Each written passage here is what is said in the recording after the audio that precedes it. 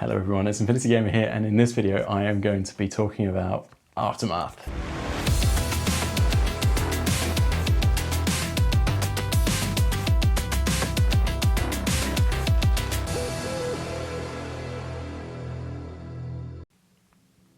Oh, sorry, don't mind me.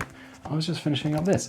This is the latest manga from Corvus Belli. It follows hot on the heels. I say hot, it's maybe hot by Corvus Belli standards.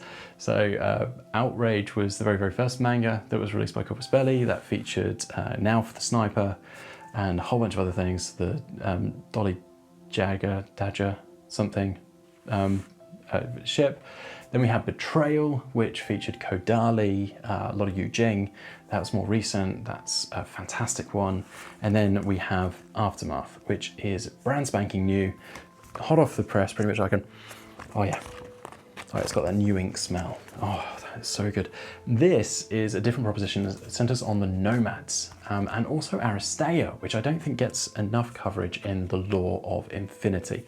This very much dives into it. It actually follows Aristeia team to a degree.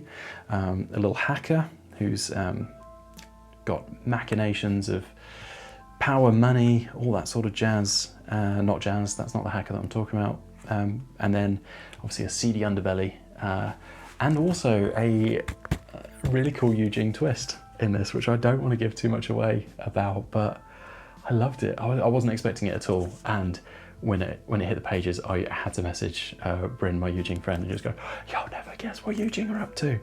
So this is really something. I'm going to show you the unboxing because obviously I've unboxed this already because I couldn't wait to read it and dive into it. But this is how it comes when you receive it if you're going to buy this, and I obviously recommend that you do because it's cool.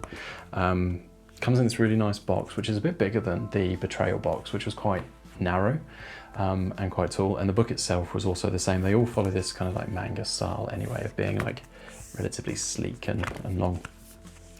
But the Betrayal one, with this one, Aftermath, the model, which I'm gonna forget a name even because I read it last night, but it was one of those things where I was like, I'm gonna read it in a couple of stages because I want to absorb it, fully take it in.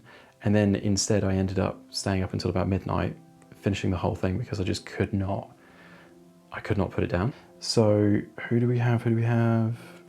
Ksenia. That took me way too long. Ksenia. And that is so that's the exclusive limited edition mini that you get in the set there. Pulling that out, you can see there it's a 3-part metal mini with the little, it's not a fox. Kitsune, that is the head that we have there. She's wearing a kitsune fur cloak. It's also got quite that military-esque look, which is brilliant. I'm looking forward to painting her, having her as an HVT. She looks really cool. So into the story, and obviously I'm going to whip through the first couple of pages. I'm not going to show you everything because if you've got this, you're going to want to read it yourself, and if you haven't, then you should. So the first couple of pages, they actually follow a couple of Aristeia games they follow the 3 nomad ships that meet up, and for Krug, K-R-U-G, and there's an Aristeia game going on. The main character, Uhahu, is the hacker, is basically rigging outcomes, betting for her master, who then decides to set up his own Aristeia team because he realizes it's going to be more lucrative if he can actually like fix the matches instead of just use super calculations to work out what's going to happen in the matches. So he sets up his own Aristeia team through some really interesting characters, and I'm annoyed that some of these aren't going to be models as far as we know, and that they're not going to be playable like Aristeia characters because some of them are pretty cool. I'm not going to spoil too much, and I've always got to watch out what I'm saying, but I really like the Chimera who's in this. His name is Ishmon. We've also got Killjoy, who is like a Aleph post-human that's kind of been decommissioned from Aleph and is now a fighter. We've got Denma Connolly, who's the main character, the Ariadna human. We've got Razor, who is Hakerslam Mukhtar, and Ishinomori, who is the Chimera. that's the team of 4 that is playing. There's then some other really cool characters in here. I love those 4. I want to see them in the Hexadome because I'm interested to see how their abilities will play in amongst each other. It doesn't take long to dive away from the Aristeia like game and fighting. Like, it's not that long at all before we then start to lay it into the character motivation and what people are trying to achieve. Uhahu actually has some really cool background that, and then is leading kind of the next phase of things, which fundamentally is skirting the edges of the law, trying to screw over the Aristeia team boss, take a lot of his money because she's got plans, and then she pulls in the rest of the Aristeia team, and that's maybe like a snippet of the first 25%. But there's like lots of Aristeia, there's a lot of fighting, there's more characters that get looped in, and it starts to build, I suppose, like the risk element that we're going to find later. We see that this manga is a lot better than Betrayal for bringing in characters you already know, and also probably a bit more than the Panosciania book Downfall that was released, because again we get some of those characters that you know from the game coming into this.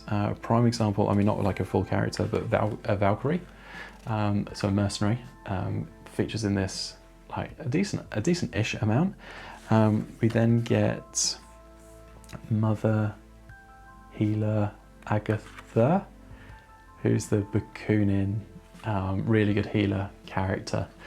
She features really nicely in this, which is like super cool to just see someone who's like model I have and who I play in games, to then see them come to life on the page.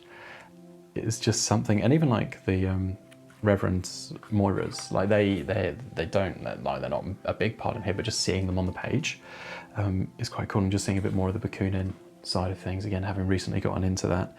I don't know, I fall in love a little bit with seeing the models and the characters that we know appear in here in these sorts of formats, and seeing their personality, seeing how they interact with the world, because then the next time I play them, or the next time you play them, they're more than just a model, they are actually a character, which I find super cool. And there's also more depth to these characters. I mean, even Mother Agatha Healer, I've skipped past her and I don't play her enough. There's more depth to the character I found here than when I read Outrage and had Nauf in there, who, like, read it a couple of years ago, but he's your archetypal, like, rogue, living on his own, like, cards close to his chest kind of thing. Whereas the little bits that we get here of some of even the side characters, they're so humane, and you end up rooting for them. And then, you know, some of them, like Valkyrie then makes an appearance, and you're like, why are you with the bad guys? And then you just go, well, she's a mercenary, and so she's going to be with whoever is paying her money. And then again, the next time I see her on the table, I'm going to be like, oh yeah, you're just here because someone's paying you some big bucks. But there's just more depth to the characters, like that you play on the table and you see them on these pages. And because of how this is written, I really want to give credit to the storyline here. I struggle sometimes with mangas, and in fact, Betrayal was the first one I'd ever read, because it's not really my thing.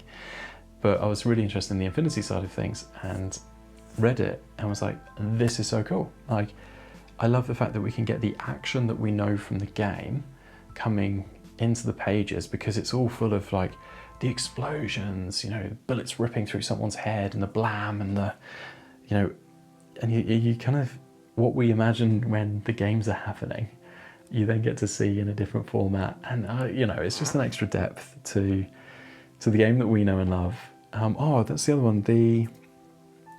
In my September model release video, the Father Lucian appears in this. So I probably don't give Corvus Belli enough credit, because they don't do a lot of the big PR hype that was like, so you know, we set you up to this because we did this. But it's kind of becoming a bit clearer that it's like, either this was really written kind of going, hey, look, guys, you know, I think it's Victor Santos. Yeah, Victor Santos and Pedro Andreu. It's kind of like, right, guys, we've just released Bakunin. We're going to be releasing Father Lucian. We've got Mother Agatha. She's in one of the packs. Can we feature those in a story? Can you make it? And the reason why I don't think that it was some form of corporate plan is because this is written so well. I think as soon as you try and shoehorn things in, it doesn't read very well, because it's clear that it's like, oh, what was that model even doing in there? Or what was that character even doing in there? They added nothing to the story. They didn't elevate the story in any way, shape or form. But then you read this and it's like, this is such a good story, but it pulls on new releases, obviously not including this because that was in the pack, but recent releases. And I'm like, how is this not some grand scheme from Corvus Belli to just make us love the things that we've just bought even more? I love the fact that there's some of the Nomad stuff that I hadn't seen before. So I'm gonna just refresh, because even though I have, again, I've got the models there, but off the top of my head, things like the moderators of Bakunin, they feature in here a fair amount. We've then also got the non-moderator, the Securitate, so Tunguska's police force, they appear in there. So we've got Bakunin's police force, Tunguska, and because some of this appears over multiple ships, we actually see quite a lot of the Nomad different things coming together, working or working against each other. So if you like any part of Nomads, this will be good because it features really quite heavily. And then if you like Yujing, you should read it, just because naughty Yujing. Naughty Yujing. So yeah, hopefully that was helpful. Do you know what? These videos where I just fanboy out are sometimes the most fun to do, but I feel sorry for you guys, because I spend most of my time here just gushing about the smallest of things that Corvus Belli have done. But because at my core, I'm just a huge fan of Infinity. When they do something like this, it just makes me love Corvus Belli and the whole Infinity Human Sphere world more. And I can't help but just go, do you know what? I love this thing. I love what Corvus Belli are doing. I love the Infinity world. I love that they're adding layers of depth to it. I just love it. If you're getting this, well done. You're gonna love it. I can almost guarantee it. I'm gonna have a second read of this tonight and stay up till midnight again. If you don't have it on order because you've been on the fence about mangas, just get it. Ignore the fact that it's basically a giant comic book and see it for what it is, which is a cool insight into the Human Sphere, Infinity, adding more layer, more depth. You'll basically get so much more out of the game by fully encompassing yourself and taking a bit of a dive into some of the characters and some of the rich lore and the fabric of what makes up these cool worlds that we've all fallen in love with. And yeah, I really think this is maybe the best manga that Corvus Belli have released, and I'm going to stake my name to that because I genuinely believe it. I really like Betrayal, but this I think is a lot better than Betrayal, and I cannot wait for more to come out. Thank you again, everyone, for putting up with this rambling idiot, and I will be back soon with a video that will hopefully make a lot more sense. See you soon.